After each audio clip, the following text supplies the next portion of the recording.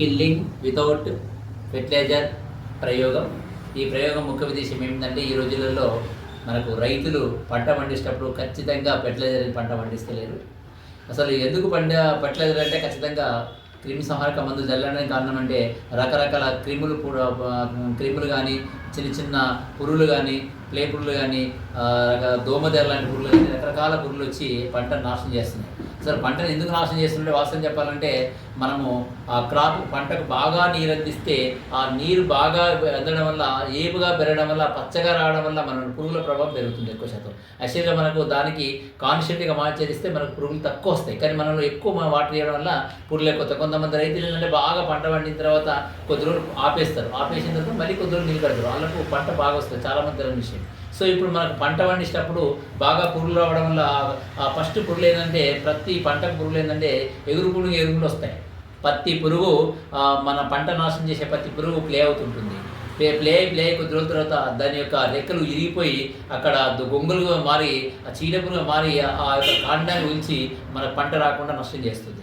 So దీనికి ఆ కాండం వచ్చే పురుగు కానీ, రకరకాల కొన్ని పురుగుల పేర్లు తీసుకోండి మీరు. ఈ రకరకాల పురుగుల పేర్లు నాకు తీసుకోండి. సంథింగ్ పురుగులు, ఈ పురుగులన్నీ ఆ కాండం నుంచి నాశనం చేయడం వల్ల పాపం రైతులు ఫెర్టిలైజర్ తీసుకొచ్చి కొడుతున్నారు. సో ఆ ఫెర్టిలైజర్ ఎన్ని ఫెర్టిలైజర్ కొట్టినా ఫస్ట్ ఒకసారి ఫెర్టిలైజర్ కొట్టేస్తే కొన్ని పురుగులు చచ్చిపోతున్నాయి. మళ్ళీ కొడితే అవి కొద్ది రోజులకు ఆ ఫెర్టిలైజర్కి అలవాటై పురుగులు చచ్చిపోతారు. మందులు మాత్రం కొట్టి రైతులందరూ సూసైడ్ చేసుకునే ప్రమాదానికి వస్తున్నారు. చాలామంది కొట్టి అలసిపోయి సూసైడ్ చేసుకుంటున్నారు. ఎందుకంటే సూసైడ్ చేస్తున్నారు. ఇంకొకటి ఏంటంటే, ఈ మధ్య మనకు వైద్య నిపుణులు ఏం చెప్తున్నారంటే, ఫెర్టిలైజర్ తగ్గినటువంటి పదార్థాలు తింటే మనకు రోగాలు వస్తాయని చెప్తున్నారు.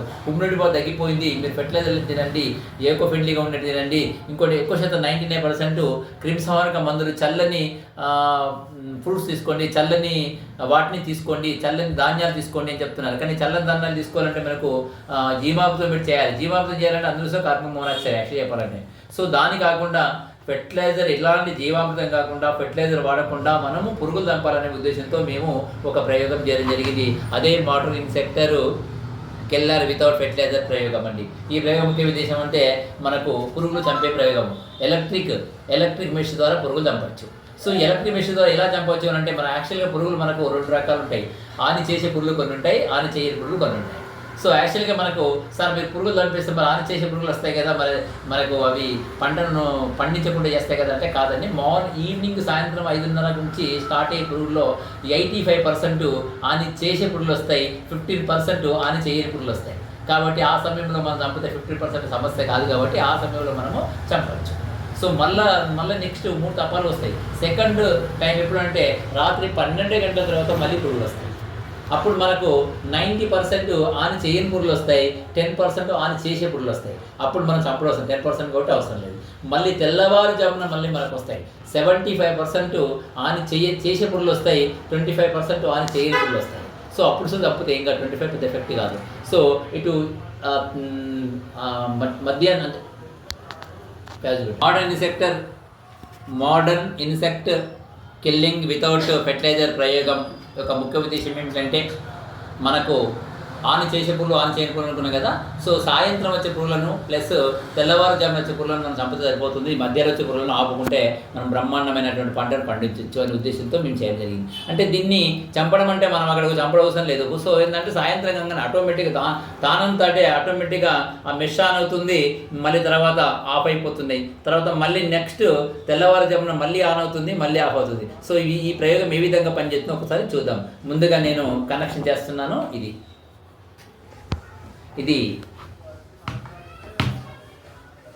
తర్వాత నెక్స్ట్ ఒక బల్బు.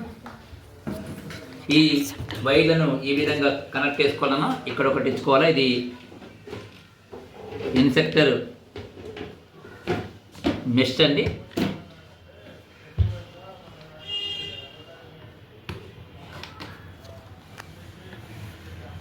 ఇక్కడ ఉన్నాయి కదా మేల్ ఫీమేల్, ఇది ఫీమేల్, ఇది మేల్ అండి. సో ఇవి రెండింటికి ఇలా కనెక్ట్ చేసుకోవాలి. సో ఇక్కడ మనం టైమర్ సర్క్యూట్ ఇవ్వడం జరిగింది. సో ఇవి ఇక్కడ ఏ విధంగా ఉందో ఒకసారి మనం బ్లాక్ డయాగ్రమ్ నుంచి అన్నీ ఎక్స్ప్లెయిన్ చేస్తాను. పవర్ సప్లై అంటే this is a power supply slot. ఇక్కడ modern fertilizer insect killing circuit అంటే ఇదంతా అండి. సో ఇక్కడ టైమింగ్ కంట్రోల్ స్లాట్ అంటే timing control slot. Modern insect light అంటే ఇది లైట్, తర్వాత ఇది ఏసీ లైట్, ఇది కిల్లింగ్ మెష్ అంటే దిస్ ఇస్ కిల్లింగ్ మెష్, ఇది కిల్లింగ్ మెష్, ఇది కిల్లింగ్ మెష్. ఇప్పుడు ఏ విధంగా పనిచేస్తుందో చూద్దాం. ముందుగా ఇది డైరెక్ట్గా మనం కరెంట్లో పెట్టాలి.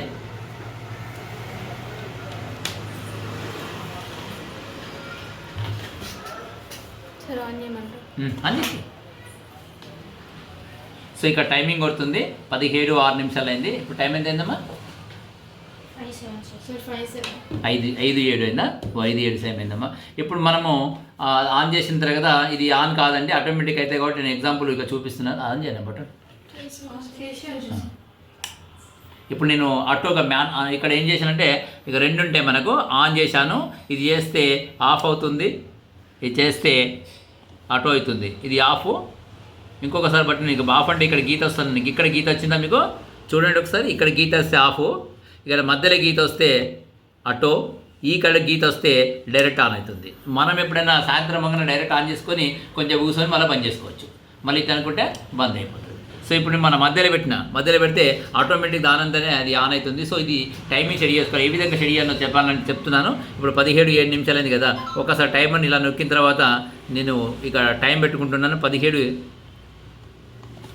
నేను 8 పెడుతున్నాను చూడండి. ఇప్పుడు 7, 8, ఒకసారి 9 పెడుతున్నాను. నెక్స్ట్ ఇంకొకసారి ఈ టైం అని అవుతుంది కదా, ఇది ఆన్ ఉంది, 1 ఆన్ అన్నాడు, ఒకసారి ఆన్ అవుతుంది.